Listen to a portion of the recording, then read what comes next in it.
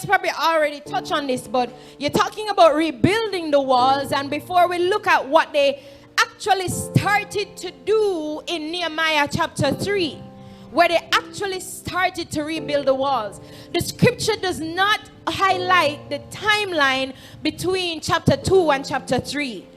From when Nehemiah told them what he planned to do, and they said, let us rise up and build. Not true. I saw them saying in chapter 2, let us rise up and build. And then all of a sudden in chapter 3, you see them start build. He never talked about nothing. What was the transition? What you don't want to say? What was the project plan? How Nehemiah organized it? We see nothing like that, but that they started to build in chapter 3.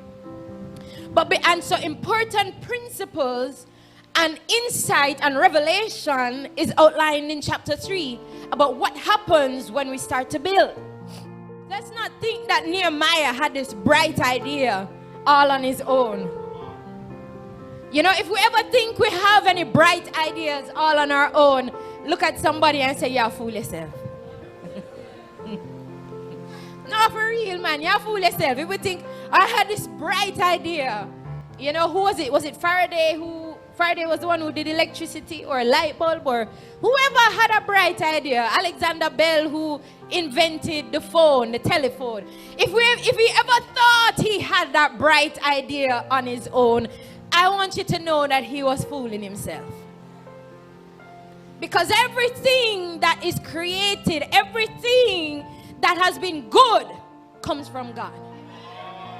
There are things that have been created that have been meant for evil and did not come from God. God was not the source.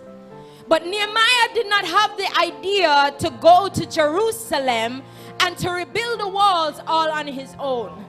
But God knew that there was an appointed time. To somebody say an appointed time. And when the appointed time came, God looks in the earth, and God determines that I'm going to use so and so to unfold or to do my will at my timing.